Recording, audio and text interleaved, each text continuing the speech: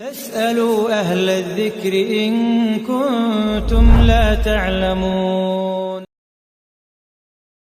Kesempatan kali ini insyaallah kita akan bahas bagian kecil dari perjalanan hidup seorang yang sangat mulia, yaitu Utsman bin Affan radhiyallahu taala anhu.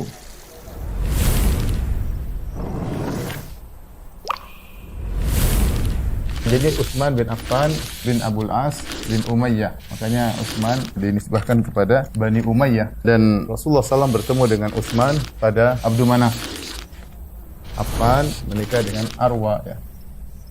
Arwa bintu Quraisy bin Rabi'ah, yang kembali juga kepada Abdus Syams nasabnya.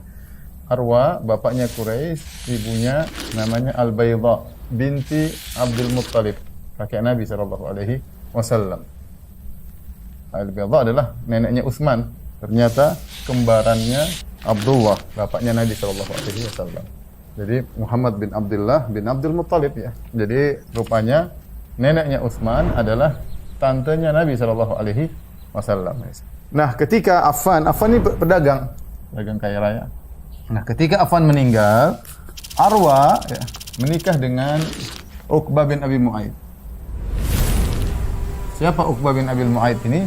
Inilah orang yang meletakkan isi perut unta di pundak Nabi ketika Nabi sallallahu alaihi wasallam salat di depan Ka'bah. Kalau kita lihat posisi Utsman untuk masuk Islam agak berat. Pertama, dia dari Bani Abdus Syams yang bersaing sama Bani Hashim. Bani Hashim maksudnya di antaranya Nabi sallallahu alaihi wasallam. Ada persaingan. Kemudian yang kedua, bapak tirinya Uqbah bin Abi Mu'aid bin Abil Mu'aid yang juga sangat keras perlawanannya kepada Nabi sallallahu alaihi wasallam. Akan tapi akhirnya Utsman bin Affan masuk Islam, ya, melalui Abu Bakar radhiyallahu taala anhu.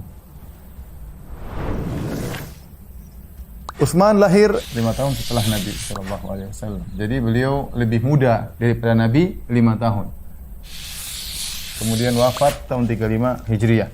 Masuk Islam ketika usia beliau 35 tahun, ya. Itu karena Nabi sallallahu alaihi wasallam berdakwah umur 40 tahun dan Utsman termasuk orang-orang yang pertama kali masuk Islam, dan usia beliau adalah 35 tahun.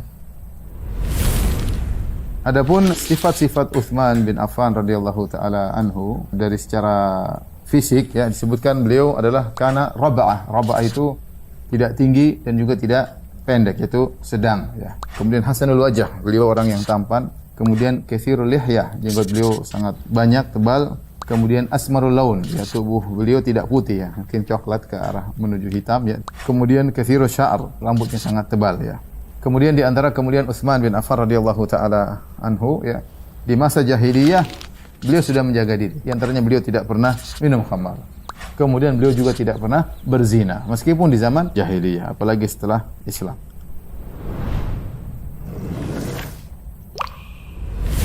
Tapi adapun keutamaan Utsman bin Affan maka sangat banyak. Di antaranya digelari dengan Dzunurain karena dialah satu-satunya orang yang pernah menikahi dua putri seorang nabi. Sejak Nabi Adam sampai Nabi Muhammad SAW, hanya seorang lelaki yang pernah menikah dengan dua putri Nabi, yaitu Utsman bin Affan. Menikah dengan Ruqayyah, kemudian ketika Ruqayyah radhiyallahu anha meninggal dunia, kemudian Utsman menikah dengan Ummu Kulthum bintu Muhammad, ya, sallallahu alaihi wasallam. Utsman bin Affan termasuk Khulafaur Rasyidin yang mendapat rekomendasi dari Nabi sallallahu alaihi wasallam. Kata Rasulullah, "Alaikum bisunnati wa sunnatil khulafa'ir rasyidin al-mahdiyyin min ba'di, 'addu 'alaiha bin nawajib." Hendaknya kalian memegang sunnahku dan sunnah para khulafa'ur rasyidin yang mendapat petunjuk setelahku, yaitu Abu Bakar, Umar, Utsman dan Ali. Gigitlah sunnah-sunnah tersebut dengan geraham kalian. Utsman termasuk 10 orang yang dijamin masuk surga. Kata Nabi sallallahu alaihi wasallam dalam hadisnya, Abu Bakar fil jannah, Umar fil jannah. Yang ketiga Utsman, nomor 3, Utsman fil jannah. Kemudian keempat Ali fil jannah. Keistimewaan Utsman yang paling istimewa adalah dalam perang Tabuk. Perang Tabuk disebut dengan al-usrah, artinya sulit. Kenapa perang Tabuk disebut Ghazwatul Usrah, perang yang sulit?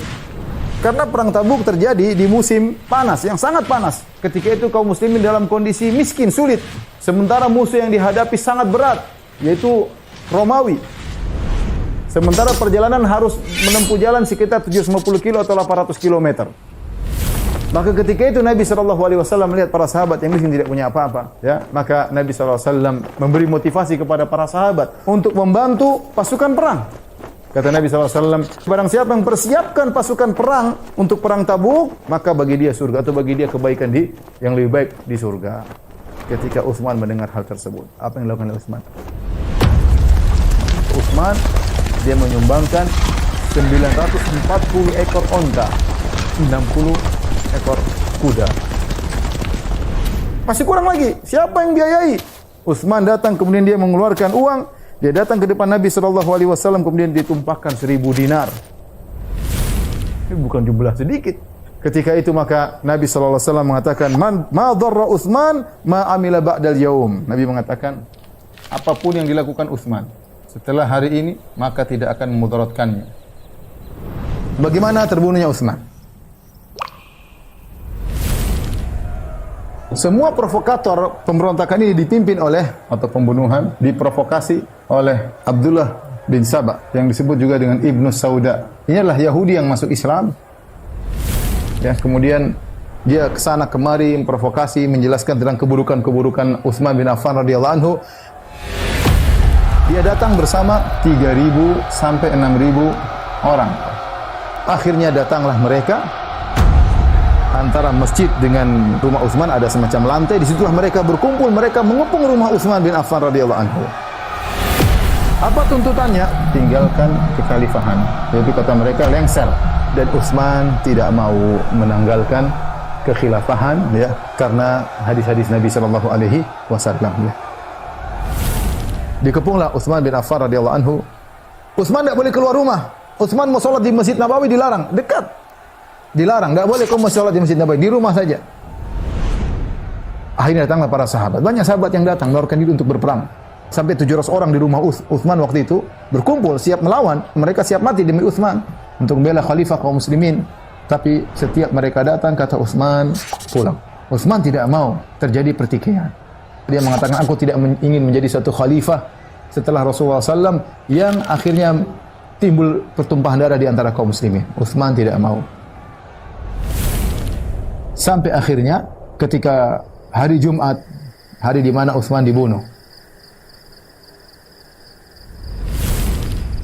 Malam harinya Utsman bermimpi. Utsman bermimpi bertemu dengan Nabi SAW. Nabi berkata kepada Utsman, ya Utsman bin Affan, buka puasalah bersama kami. Maka Utsman ketika bangun pagi hari dan dia dalam kondisi berpuasa. Kemudian mulailah Utsman baca Quran. Dia buka Al-Quran. Mulailah orang-orang gelisah mau bunuh Utsman. Hari tersebut dia dibunuh, hari Jumat, dalam kondisi berpuasa, sedang baca Al-Quran. Datang orang satu, ingin bawa pedang, ingin bunuh Utsman. Kata Utsman, baini wa bainaka kitabullah. Kalau kau berhukum ada Al-Quran di depanku. Utsman hafil Quran, penulis wahyu, Dzunurain, luar biasa, dijamin surga oleh Nabi SAW. Maka dia mundur, tidak berani. Datanglah salah seorang, disebut dengan Al-Maut Al-Aswad, dijuluki, ya, dengan bertubuh hitam. Maka kemudian datang kepada Utsman, Utsman baca Al-Quran. Kemudian dia mencekik leher Utsman dan dia sombong. Utsman sudah tua, 82 tahun. Dia cekik leher Utsman, kemudian dia menghina, dia mengatakan betapa mudahnya saya mencekik leher. Kemudian dia ambil pedang, dia mau tikam Utsman, maka Utsman menahan dengan tangannya. Ketika dia menahan dengan tangannya, entah tangannya putus atau tidak, maka Utsman berkata, tangan yang kau potong ini, tangan yang pertama kali menulis Al-Quran. Maka darah pun berlumuran di mushaf yang sedang dia baca. Akhirnya Utsman bin Affan pun dibunuh oleh orang tersebut. Ditemukan darah dalam Al-Quran pada ayat fasayakfikahumullah wa huwa sami'un alim. Akhirnya meninggal dunia dalam kondisi puasa di hari Jumat, sedang membaca Al-Quran radhiyallahu taala anhu. Semoga Allah Subhanahu wa taala mengumpulkan kita seluruhnya dengan para sahabat Rasulullah SAW, terutama Nabi dan Khulafaur Rasyidin radhiyallahu taala anhum ajma'in.